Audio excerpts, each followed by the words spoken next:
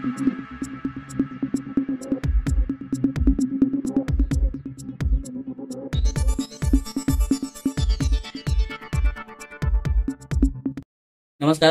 पाहूयात शेअर मार्केटमधील काही ताज्या घडामोडी.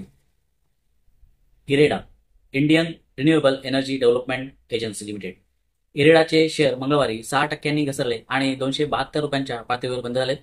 कंपनीने नेपाळमधील 900 megawatt upper Karnali hydro electric power प्रकल्पासाठी JMR upper Karnali hydro power आणि कर्णाली ट्रान्समिशन कंपनीसह SJVN मध्ये 10% गुंतवणूक मंजूर केली आहे. यामध्ये एकूण 290 कोटी रुपयांची गुंतवणूक होणार आहे. एका आठवड्यात स्टॉक 13% वाढलाय, एका महिन्यात 50%, तर 3 महिन्यात 70% वाढलाय. जानेवारी ते जुलै या कालावधीत स्टॉकने 170% इतका बंपर परतावा दिलाय. Asian Paints limited. एशियन पेंट्सचा शेअर मंगळवारी 0.40% वाढून 2,968 रुपयांच्या पातळीवर बंद झालाय. कंपनीने आपले तिमाही निकाल जाहीर केलेत. वार्षिक आधारावर कंपनीचा नफा कमी झालाय. कंपनीचा नफा 25% घसरून 1,170 कोटी रुपयांवर आलाय. कंपनीच्या उत्पन्नातही घट झालेली आहे. कंपनीचे उत्पन्न 2.3% घसरून 8,943 कोटी रुपयांवर आले आहे. ऑपरेटिंग नफा 20.3% घसरून 1,667 कोटी रुपयांवर आलाय.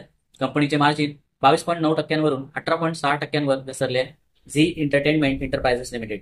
झी एंटरटेनमेंटचा शेअर मंगळवारी 3% घसरून 155 रुपयांच्या पातळीवर बंद झालाय.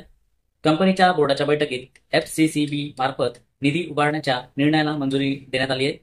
FCCB हे कंपनीसाठी दुसऱ्या देशाच्या चलनात पैसा उभा करण्याचा एक मार्ग आहे. Bajaj electricals limited. Bajaj electricals लिमिटेडचे MD आणि CEO अनुज पोद्दार यांनी आपल्या पदाचा राजीनामा दिलाय. 30 सप्टेंबर 2024 रोजी ते आपला पद सोडतील.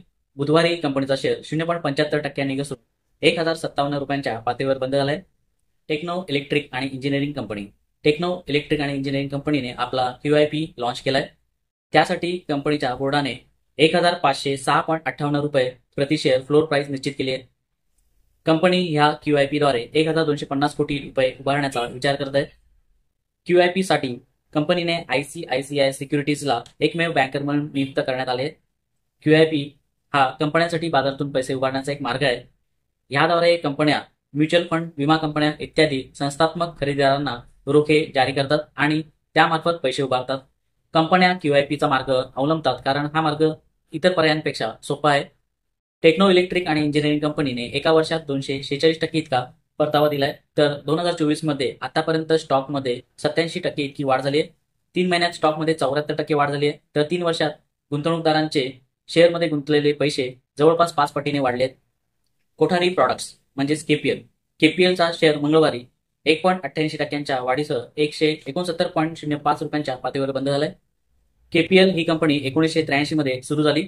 कंपनी रिअल इस्टेट आणि तंबाखू उत्पादनांच्या व्यवसायात गुंतलेली आहे. कंपनी पान मसाला, पान पराग आणि गुटखा जर्दा बनवते आणि विकते. बुधवारी कंपनीने एक्सचेंजेसला दिलेल्या माहितीत सांगितले की त्यांनी KPL एक्सपोर्ट्समधील 100% हिस्सा विकलाय. Glenmark pharmaceuticals. ग्लेनमार्क फार्मास्युटिकलचे शेअर मंगळवारी 0.23% वाढले आणि 1,411 रुपयांच्या पातळीवर बंद झाले. कंपनीला एपिलेप्सी औषध टॉपिरामेट कॅप्सूलसाठी ANDAची मान्यता प्राप्त झाली आहे. KEC international limited. KEC international limited कंपनीचा शेअर मंगळवारी 0.23% घसरून 884 रुपयांच्या पातळीवर बंद झालाय. कंपनीला भारत, मध्य पूर्व, ऑस्ट्रेलिया आणि अमेरिकेत 1,100 कोटी रुपयांच्या ट्रान्समिशन आणि वितरण ऑर्डर मिळाल्या आहेत. जस्ट डायल कंपनीचा शेअर मंगळवारी 2% घसरून 1,030 रुपयांच्या पातळीवर बंद झालाय. कंपनीने मंगळवारी बाजार बंद झाल्यानंतर आपले तिमाही निकाल जाहीर केलेत. कंपनीच्या नफ्यात आणि उत्पन्नात वाढ झाली आहे. कंपनीचा नफा 69.3% वाढून 83.4 कोटी रुपयांवरून 141.2 कोटी रुपयांवर पोहोचलाय, तर कंपनीचे उत्पन्न 13.6% वाढून 247 कोटी रुपयांवरून 280.5 कोटी रुपयांपर्यंत पोहोचले. कंपनीचा EBITDA देखील 36.6 कोटी रुपयांवरून 80.5 कोटी रुपये इतका वाढलाय, तर कंपनीचे मार्जिन 14.8% वरून 28.7% वाढले. TVS motor company limited. TVS motor कंपनीचा शेअर मंगळवारी 0.40% वाढून 2,460 रुपयांच्या पातळीवर बंद झालाय. कंपनीने तिची उपकंपनी नॉर्टन मोटरसायकलमध्ये $200 दशलक्ष गुंतवणार असल्याचे एक्सचेंजेसला सांगितले. त्यामुळे कंपनीचा व्यवसाय अधिक वेगाने वाढण्यास मदत होणार असल्याचेही कंपनीने सांगितले.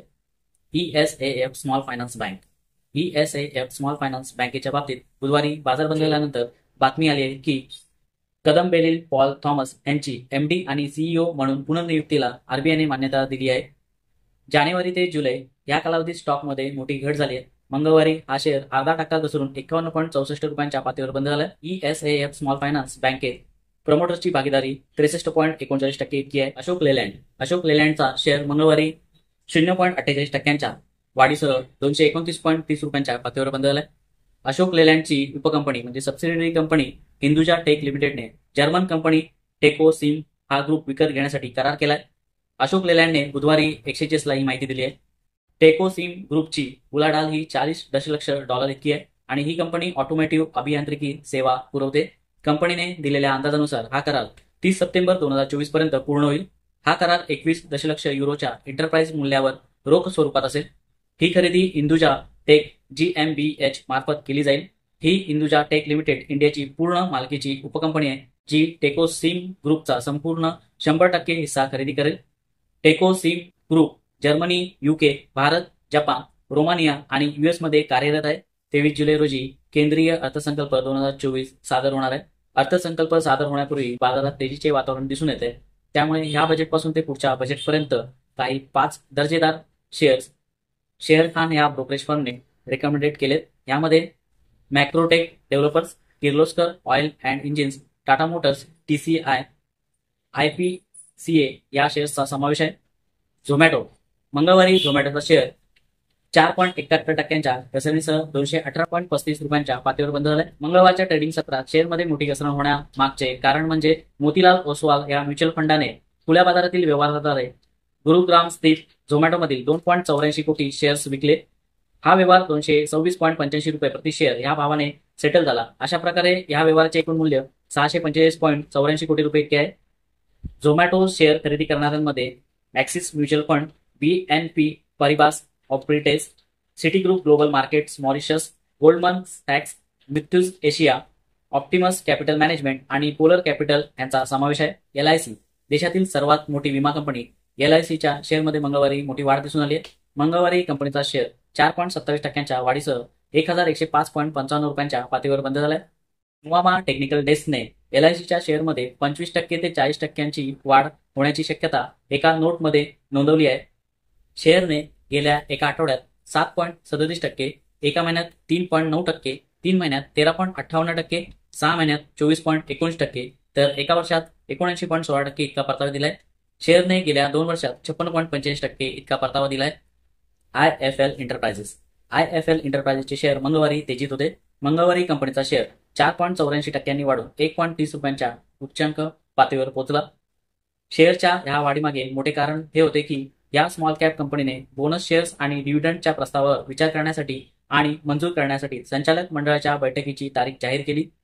या संबंधित संचालक मंडळाची बैठक बुधवार 31 जुलै 2024 रोजी होणार आहे. IFL एंटरप्राइजेस ही कंपनी भारतातील रिटेल गारमेंटची म्हणजेच किरकोळ कपड्यांची विक्रेती आहे.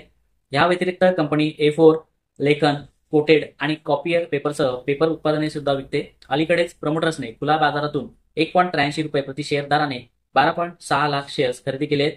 याशिवाय अलीकडेच IFL एंटरप्राइजेसने प्रति शेअर 1 रुपये किमतीचा राईट इश्यू जारी केला होता. राईट इश्यू 27 मे 2024 ते 25 जून 2024 पर्यंत खुला होता. कंपनी तिच्या दुबई स्थित उपकंपनीद्वारे आंतरराष्ट्रीय कृषी वस्तू, रत्ने आणि मौल्यवान धातू व्यवसायात विस्तार करत आहे.